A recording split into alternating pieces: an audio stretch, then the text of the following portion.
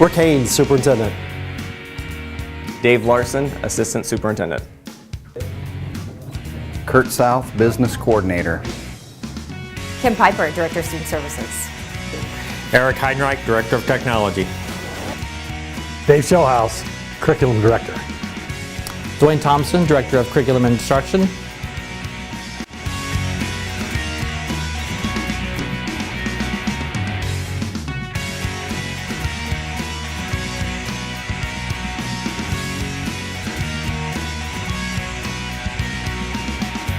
Hello, this is Rick Haynes, Piqua City Schools for Directors Report, April 2015. And all of our directors are here. And to start off, let's talk a little bit about the OIP process, the Ohio Improvement Process that we've been working with this year. And Mr. Larson, you want to kick off a little bit about sharing what we're doing with the state and some of the activities that's been going on? Sure. We are working with the state support team through the Ohio Improvement Process. And what we've done is we've incorporated that work into the purpose and the work of our district collaborative leadership team. What it has consisted of is building teacher-based teams within our buildings that really spend the majority of their time focusing on student data and how to use data to drive instruction and to drive individual student growth. And then it builds from there, from the teacher-based teams to building level teams that look at the building level progress, building level data, and then that builds to the collaborative leadership team. So it's an ongoing process. It's something that we've had the foundation of for many years, and now we're really working on fine-tuning that, really shifting the focus of when our staff gets together, whether it's teachers during their plan time or the building level leadership team meetings, that we spend time talking about student instruction, student learning. That we really work on getting laser focused on instructional strategies that work, academic progress, and individual student growth towards mastery learning. So within that process, we have worked through the district decision framework, which is a process that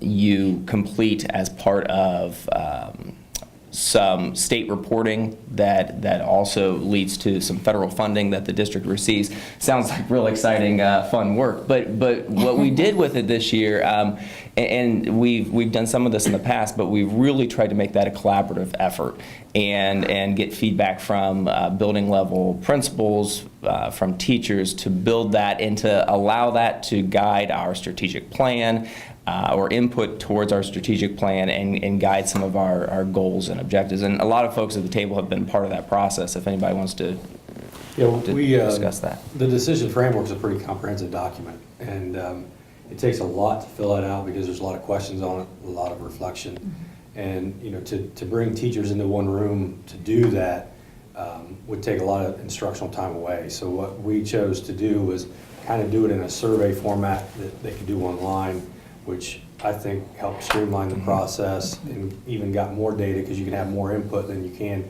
just bringing people around a table. So I think that worked pretty well to really get some good feedback and input from all of the staff, so that decision framework really reflected what we need in the district, because that really was the basis of that decision framework, is to kind of identify those high points of need that we really have as a district in terms of our instruction. So I think that process went pretty well. And I think that's going to help guide the process even further. And let's talk a little bit about what's the purpose of Ohio Improvement Process. Why are we doing this? Go ahead. It's trying to help us streamline our work. It's trying to help us stay focused. One of the things that came out of our decision framework was the kinds of professional development our teachers want. So having that input and looking at our data and combining everything all together really gave us the chance to really just not only streamline that, but really just get focused in on those very specific things that we need to do to improve what the state's asking us to do on the state report card. And I think it helps us kind of look at the whole. Sometimes we get focused on our building. The junior high gets focused on what they're doing, the high school gets focused on what they're doing, but I think this process allows us to kind of look at the district as a whole and get a district plan instead of having buildings kind of doing their own thing, because that's what happens in a lot of school districts. Sometimes buildings just go off and then we lose coherency of what's going on district-wide, and I think this process really does that. It forces us to look at it from a district level, and then that allows us then to start planning, programming, and things of that nature to Well, and better I think the another important point, we talked about the number of people who've been involved in the process. The building level leadership has also included their parent advisory committees. So for those of you who are out there watching, have an idea of who your parent advisory members are. If you'd like to be a parent advisory member, contact the building level principal to be involved in that, because that input is crucial to our focus and just the level of involvement that our community has in the programming and the planning as the whole, as you said. That's a really important piece, and I think that was something that I found pretty valuable this last time as I was talking with principals, and they were sharing with me, the comments that parents had brought to the table. So. And your point's a good one, because we do have many advisory committees. I have an executive advisory committee. Every building principal and every building has a parent advisory. We also have a student advisory. And so what is happening as I've been working with principals going through evaluations this year, we're also looking at community advisories and starting those up next year. And so an opportunity for our community members, if you want to provide additional input and more in a personal basis instead of phone calling or emailing us, it will be a great opportunity we have also. The other thing I've noticed with the Ohio improvement process, as all of you have said, it helps focus, and you both mentioned professional development, and I know in the last few weeks when I've worked with principals on their evaluations, one component is looking at professional development and not just offering it, but also making sure we're evaluating the professional development when people come back from professional development or training, and making sure that it is lined up with what we're doing and making sure it was effective. Sometimes it's easy to say yes, send someone to professional development. It looks aligned, but when they come back, making sure that we have discussions with them, they fill out forms to evaluate, was it truly effective and pinpointed on the work that we're doing here. So I think the focus of what Ohio improvement process has done with what we call collaborative leadership, which we've been doing for about 6 years, trying to expand the leadership capacity within our district to make that input from everybody available, so that we're making clear decisions, focused decisions that are very student-based, and looking at what our students need here based upon community needs, based upon school needs, and based upon those student needs. So it's been a good process to work with. One of the really interesting components of it is a lot of the results end up seeming very straightforward and obvious, but until you work through that, you don't really realize it. You don't realize that there's a lot of different beliefs and thoughts about achievement and achievement gaps, and where that's derived from. And one of the things that really has risen to the surface, whether we're talking to kindergarten folks or high school, is the importance of mastery in reading and math and writing as early as possible. And that seems like such an obvious idea, but what we really believe is going to have the biggest impact on our students' success is getting students to mastery as early in their educational career as possible. And so that has given us an opportunity, and I had a really interesting conversation with one of our high school administrators who said if I can contribute to, if I can do things to contribute to students' mastery early on, it's going to be easier for me in working with them as an instructional leader by the time they get to me. And so that awareness, that comprehensive and global awareness, I think, is one of the really good byproducts of this process. And with all this, just a reminder to our community members, during the month of April and May, our Board of Education is looking at updating our strategic plan. So not only do we have Ohio improvement process going on, but we also invite our public to provide input. Our strategic plan is on our website. If you have suggestions, comments, if you have things that you like, that you want to make sure that we're still focusing on, please provide that input. You can send it to to any of us here at Piqua City Schools, to building principals, to teachers, to central office staff, or to board members, and ask them or provide that input for them. And we'll combine that as we update our annual strategic plan. And we look at completing that in June. So we have that document to work on and focus our decisions for what we're doing for next school year. So an open invitation to all of our community members to provide input for the strategic plan. Some other things going on. I know Kurt with the building project, we are now basically we've had 3 months in Spring Creek and Washington, and those new buildings are running well. Anything you want to share that we're still doing with Washington and Spring Creek just to get adjusted to the new buildings and some of the things that are going on there? Sure. At Washington, all of our buildings have a 1-year warranty, so anything that is not quite finished or anything that we don't think is quite right, we simply call the construction manager, who will notify the contractor, and the contractor will come out and see what the issue might be. And there's been very few, but there are things that need to be tweaked, and you can't do that during construction. You have to wait until the building is occupied to be able to test things, how things are actually working. So Washington construction work is finished. At Spring Creek, we still have quite a bit to do yet. The old building is completely down, and where that building was located will be the remainder of the parking lot for the staff, and then also the student drop-off. So that is under construction now, weather permitting, having some troubles with the wet weather, but that project is ongoing, and they'll also finish the bus drop-off, which will be on the west side of the building. And then here in the very near future, you'll see some work on State Route 36. ODOT requires that we widen the road, put a turn lane in. So approximately 6 feet of pavement on either side of the current pavement will be added, and that'll all be done before August for the school year.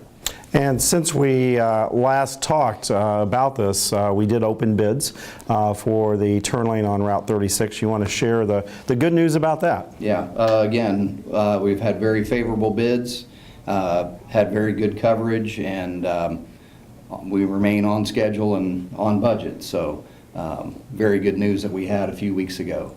The other part of that bid opening was the demolition and asbestos abatement for the other buildings. So all of the other buildings will come down also this summer after we move out of them.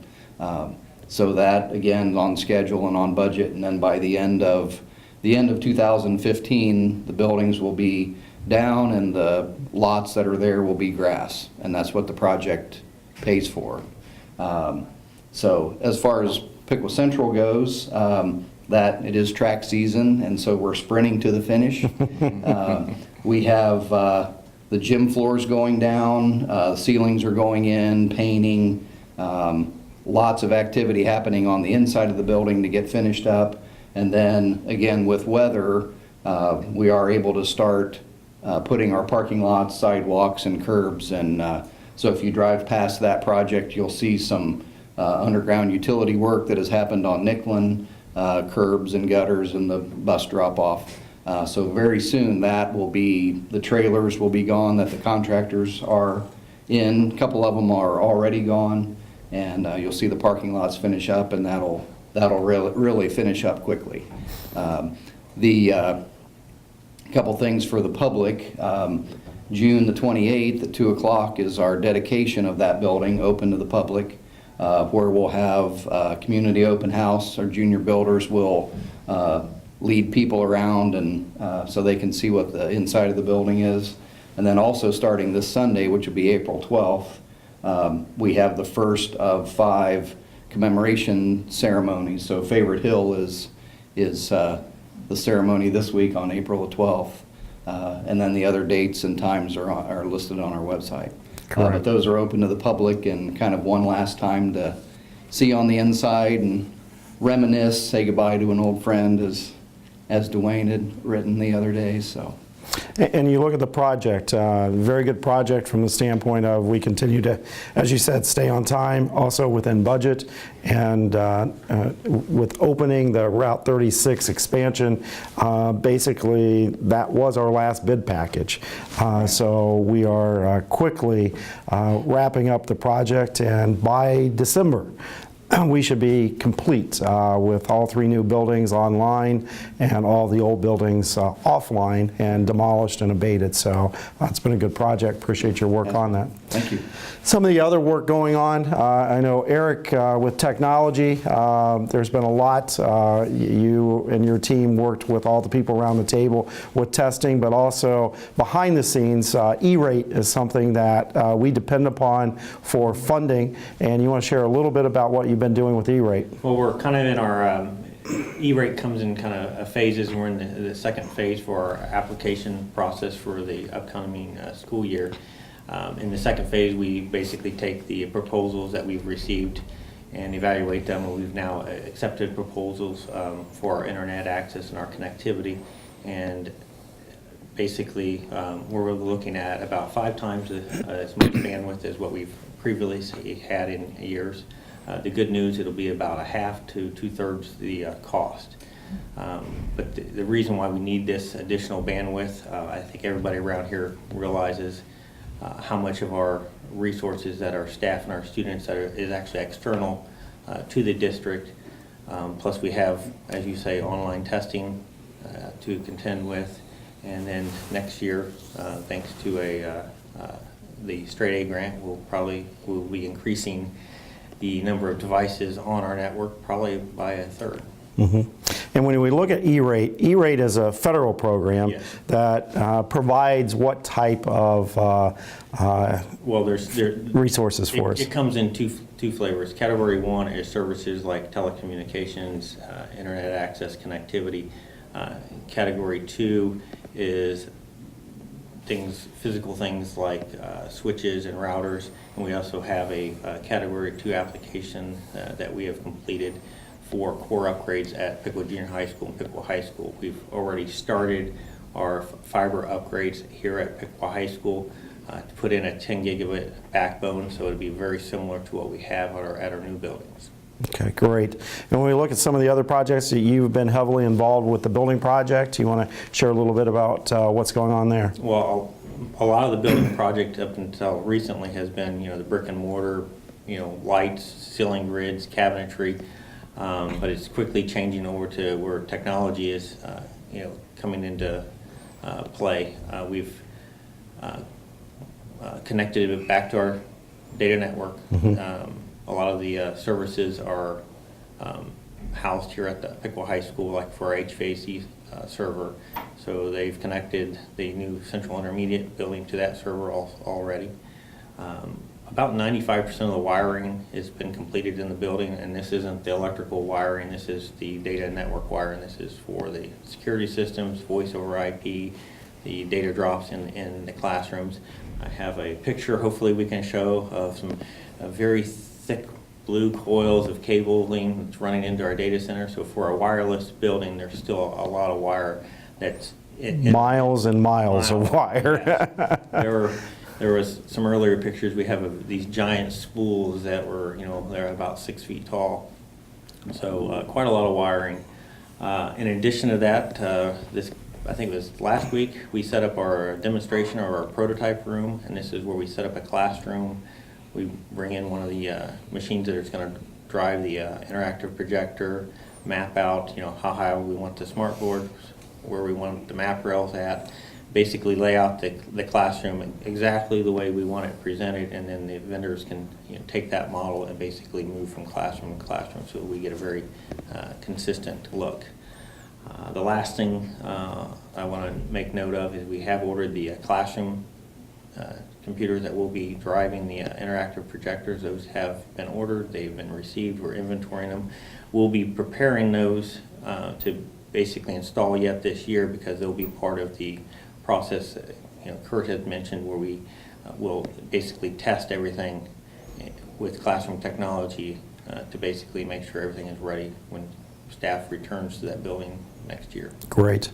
And so classrooms tomorrow are actually happening here. You're helping to get those lined up for fall of next year, which is great. Speaking of classrooms tomorrow, the other thing we had, and you mentioned a little bit, a straight A grant. We are currently under a pilot with 6 teachers and 6 classrooms with the straight A grant. Just a reminder to our public, we excuse me, we received just over $1 million for a straight A grant to put Chromebooks to promote early literacy for our kindergartners and first graders, and that pilot has started here in the spring. In April, we're basically using those Chromebooks to do work within the classroom, and then in May, we are looking at piloting sending the Chromebooks home and allowing parents to work with their students at home with the Chromebooks. So anything you have to share with the pilot that's going on this spring? As you say, we've kind of in phase 1 of the pilot, and phase 2 that they do transition home. Prior to them transitioning home, we did purchase a new filtering system that will do on-premise and off-premise filtering. So when the devices do leave our network and go home to work on with the parents and students to working on some of the multimedia modules that the grant has developed, they'll be as safe as if they were here on our network. Good. In addition to that, we have purchased a new ruggedized version of the touch screen for the devices that will be transitioning home for next year, and we expect those in late June, early July. Okay, great. And if we shift over to curriculum, some of the things that, gentlemen, you're working on. Well, kind of along the same lines with the OIP that we talked about earlier and the technology piece, the state requires us to have a student information system, and we've been kind of just waiting to see what's out there because there's so many things that are being developed at this time. So we're in the process of kind of evaluating some of those systems will help us in that OIP process with our TBTs, our teacher-based teams, so that they have data to analyze and discuss so that we track student learning and student progress. So it's a big undertaking because you have to look at a lot of different angles and components of these because they're very complex systems. They all kind of integrate together. So we're working with Eric and Dave and Kim and Dwayne and I have been really trying to sit down and say, okay, what's going to best fit the needs of our district? And it's going to take some time because there are so many coming on the scene now that we want to make sure that what we pick fits our needs, fits our budget, and does what we really want it to do. Because, you know, unfortunately, the days of just coming and teachers putting grades in a paper grade book and sending a report card home are gone. I mean, you know, that's what most of us grew up with. But today, it's so much more complex than that. And we really need a system that helps our teachers and our staff and our parents and our students kind of track that progress. And that's really what this system's meant to do. So we're working hard to try to come up with something that's going to fit the best for our staff and our students. And when you look at the amount of data that we are collecting, and I know I got a question about from a community member, how do you keep it confidential? And someone want to tackle that question with what are our efforts to make sure that it's information that's staying here in Piqua, information that's staying confidential on the student, and it's not going out. That's actually one of the requirements that we're looking at in terms of a new system is whether or not it's FERPA and it's HIPAA. And what are FERPA and HIPAA? Well, those are federal regulations from a confidentiality standpoint about just personal information and then also medical information. And they are a part of those federal laws state very specifically what we're allowed to share and what we're not allowed to share. And even what level of access each person in the system should have. For instance, when we add medical information, it's pretty important that that medical information be a view only versus being modifiable. Should it be modifiable, we need to be able to trace who modified it. At what point did it get modified? Was it modified by an individual? Was it modified by a virus possibly that got into the system? I mean, there's all kinds of complexities, as Dave kind of talked about, that we really are trying to kind of dig into, again, with Eric's help, with everybody's kind of ears and eyes and thinking about that process. But confidentiality is a big issue. And your point is well taken, is what I share with the community member. We are bound to the same laws Absolutely. as what physicians are, Absolutely. lawyers, and so we're no different. So Yeah. when we do have information, in this case, we were talking about student achievement data, which is personal confidential data also. We take great strides to make sure that we are backing up and updating and fighting viruses for technology and making sure that everything is within our realm and within the law that we follow. And I think that's critical. And that's one of the things that, there's been a lot of talk and controversy about, even with the Common Core things that we've heard. And one of those is the fact that this data is being shared, and it's really not. No. Correct. That's a total myth. No. Because usually when we get state data back, it doesn't even have a student name on it. No. It has a student Right. ID that nobody even knows what that ID is. So there's no way of tracking that information back to a student and say, well, this test score goes with this kid. I mean, it's hard enough for us to, when we need to get that information, to try to figure it Right. out. Yeah. Let Right. alone get it out there to the public or give it to somebody that Yeah. doesn't have any use for it. And the critical thing for us is finding a system and programs that allow that information to be available for our teaching staff to make adjustments in the classroom for the learning of that child. And that, Dave, when you're talking about, there are a lot of systems coming on board now, and we have to filter through those and select wisely. That's why. And I appreciate, we've got to find what's good for Piqua and what's good for our staff members so that they can continue doing the great job in the classroom. So that's been a good project, and we're not through with it. And it's a backbone project. It's one of those behind the scenes, but it's very critical, and I know a lot of time spent with this group, but very critical for our teaching staff to have the information they need to help make direct modifications to teaching on a regular basis. So that's good. Other things we're working on?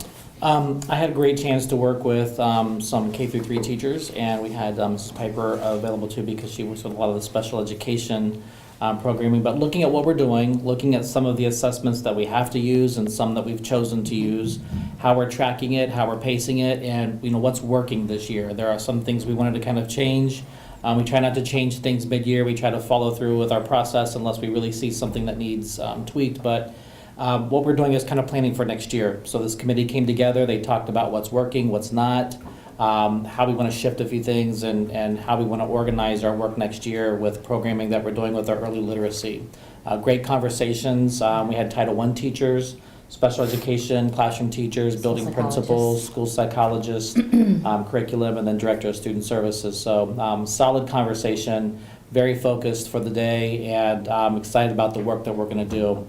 Our next step is to start pacing some things for next year so that we know by quarter how we want to do some things with achievement, how we want to look at the progress students are making through things like Orton-Gillingham progressions that we've talked about, red words, which are those words that you can't figure out phonetically, you just have to kind of know them. A word like the, you don't sound that out, you just have to know it's spelled T-H-E. So looking at those kinds of pieces, and then how we move students through our K-3 spectrum.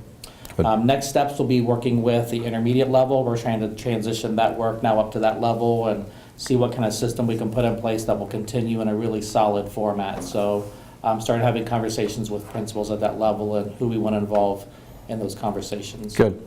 And I know on one of the tours I did recently, I was sharing with a group of people some of the new things in our buildings, but also I was talking a little bit about, this is the time of year that we start cursive writing.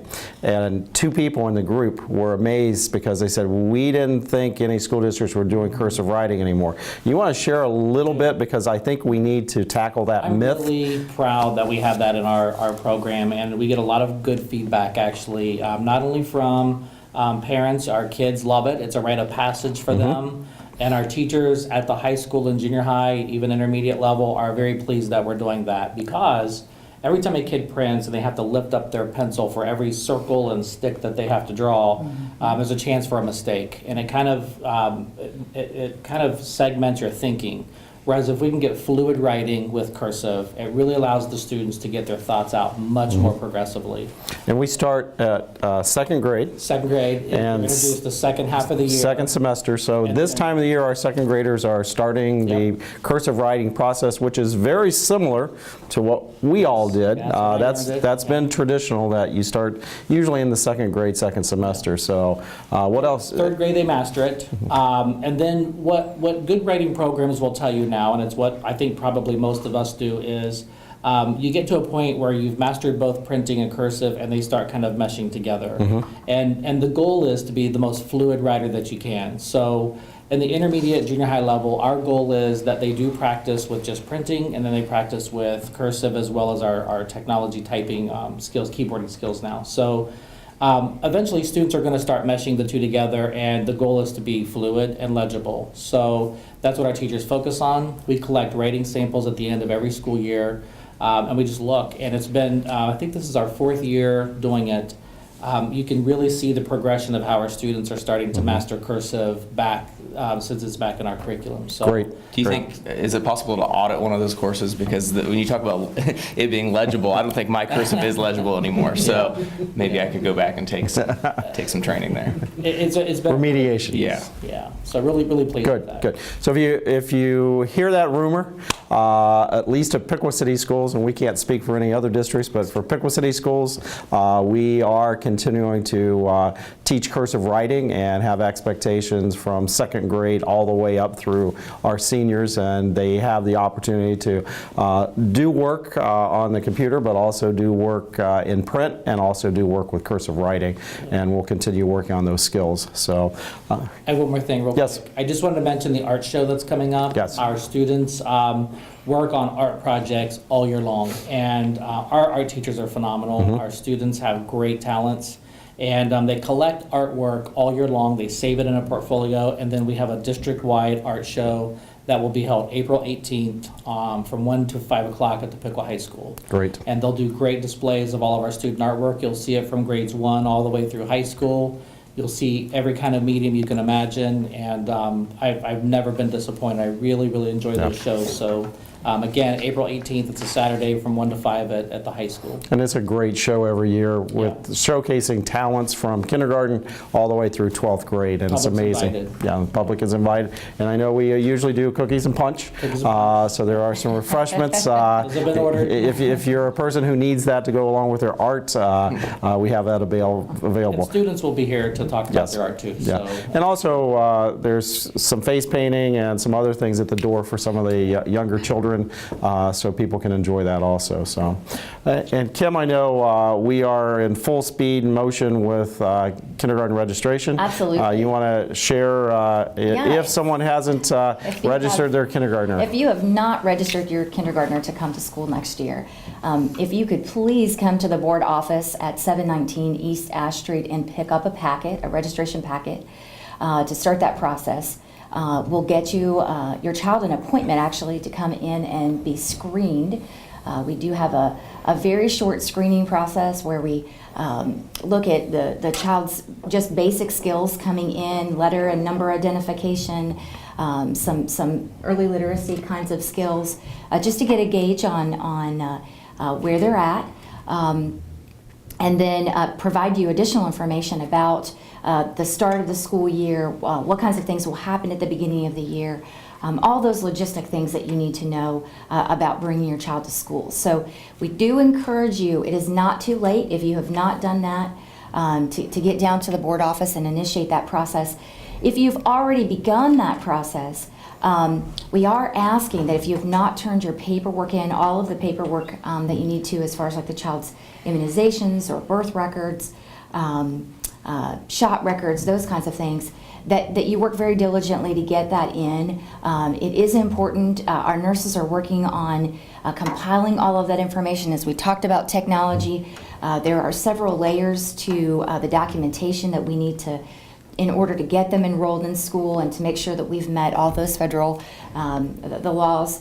And then also just really understanding your child's medical needs as we bring them into school. Make sure that we have all the resources we need, whether they have medical concerns or not. So just having all that information. We promise we're not giving you any paperwork that we don't need. We certainly, it isn't a test of your will or stamina. So everything that we've asked you to bring in is required at this point. So if you could help us out with that, that would be awesome. And just a reminder, Kim mentioned immunizations, which we do have. Our kindergartners need to be immunized. Yes. Also, our 7th graders need to be immunized, and we'll be talking more about that. But just a reminder, since the Nicklin Medical Building is no longer in existence, we are sponsoring the Upper Valley Medical Center Immunization Clinic. It is housed in the Nicklin Kindergarten Building currently, and we will continue housing it once we're in our new buildings completely. But that is a resource also. It's open on Thursdays in the afternoon, and they do take walk-in appointments. So if you need help with immunization, we can help you at Piqua City Schools, and also with the partnership with Upper Valley Medical Center on Thursday afternoon. So just a reminder of that. And I know, Dave, you're starting to look at personnel and human resources for next year, and you want to share a little bit about your work behind the scenes there. Yeah, we are, I guess, full go in staffing for next year, working on staffing for next year. We have about, it's going to look to be about 10 to 15 staff members leaving the district, the majority of them, the vast majority of them through retirements.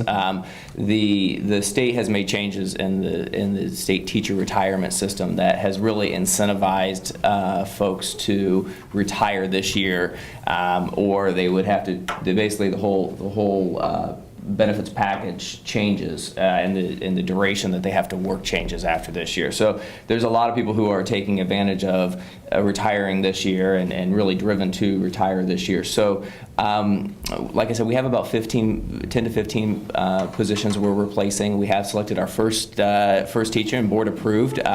Really excited. We're bringing Allie Sperling on. She's been in the Euclid School District for a couple of years. She's a local person though, from the Miami Valley, a real all-star. So really excited about that being our first hire for next year.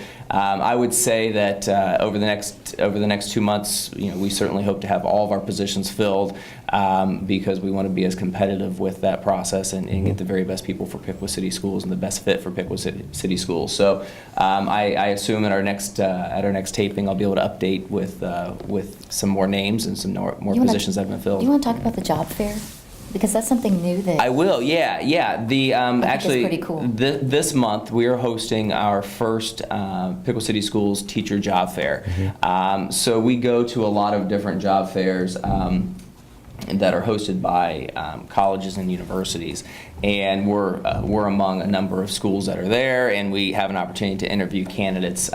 Sometimes you get a line of people waiting to talk to you, and sometimes it's hit or miss. So actually, Dwayne had this idea earlier in the year of doing our own job fair. So we have advertised a lot of word of mouth, which has been exciting. We're getting a lot of really positive feedback. So this month, April 13th, 6 to 8 at Spring Creek, we are going to be hosting our own job fair. All of our principals will be there present and talking to potential candidates at Piqua City Schools. And really an opportunity for us not only talk about what positions are open, but what it means to be a Piqua City Schools employee and what we expect of our employees and what they can expect from us. And again, talking about a fit and it being a good fit for us and a good fit for those folks. So yeah, that's a great point, Kim. We're really excited about it and getting a lot of positive feedback about it. Good. The other thing I wanted to throw out, because again, on some of the tours of the building, people ask questions, and again, another one that they were surprised about when I was talking about field trips. And there are people out in our community who are under the understanding that we no longer do field trips, and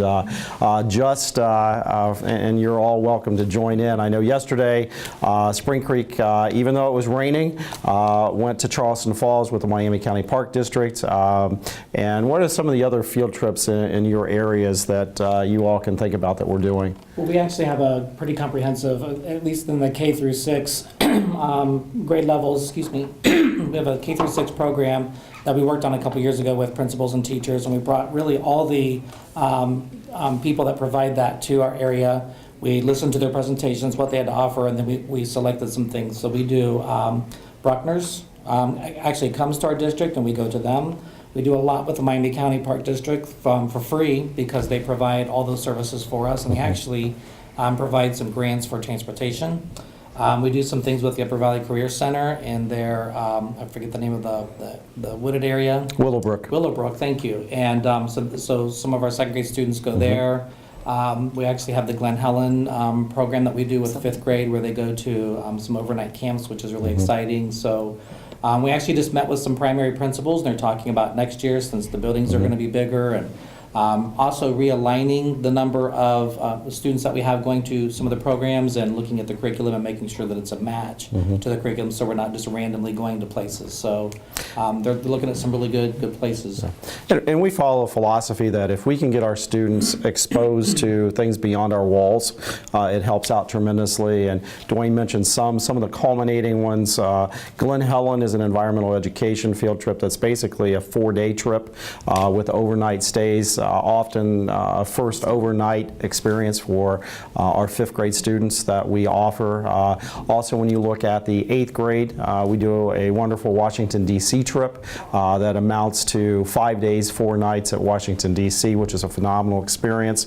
We offer a Gettysburg trip to the advanced placement students for American history at the high school. Our marching band and show choir just returned over spring break from being back at Disney. The show choir did 2 performances, one at Downtown Disney and one in one of the parks, and the Pride of Piqua Marching Band led the Electrolyte Magic Parade, which is the 2nd time they've been chosen to do that, and is the envy of many other bands because it is the privilege to be able to lead the parade, and they've had that opportunity twice. So we believe in a lot of quality opportunities, and field trips go along with that, and it's one where we do a lot with grant writing, and our staff does a phenomenal job of writing grants to support the field trips.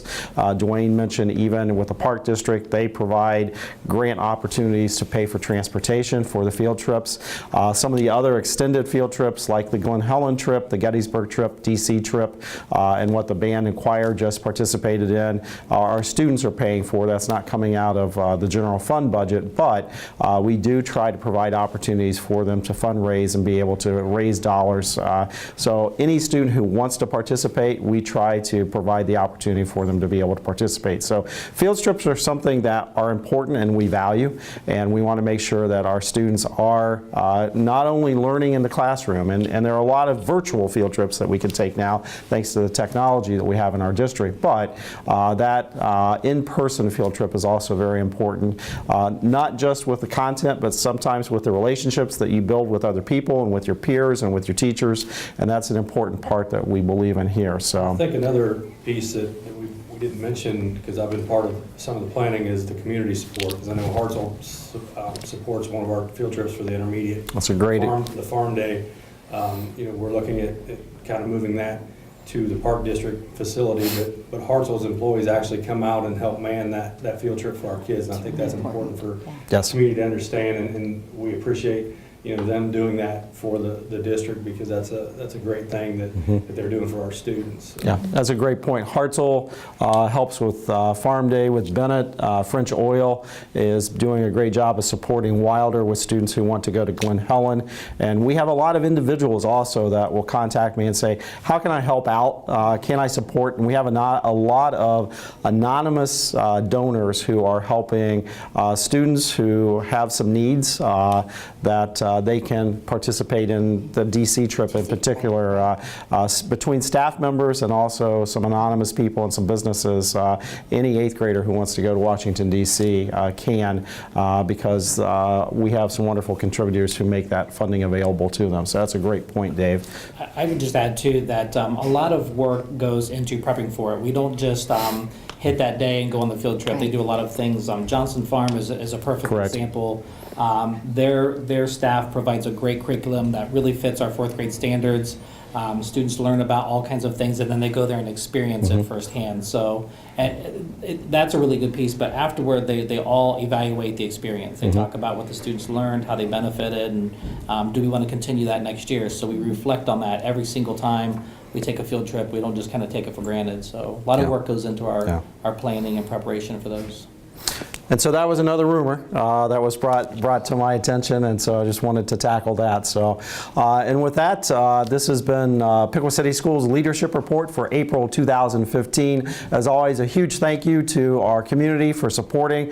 A thank you to our staff for doing a great job, and a special thank you to all of our students who are phenomenal and have great potential, and we enjoy working with them on a daily basis. So again, this has been the leadership team for Piqua City Schools. Thank you very much.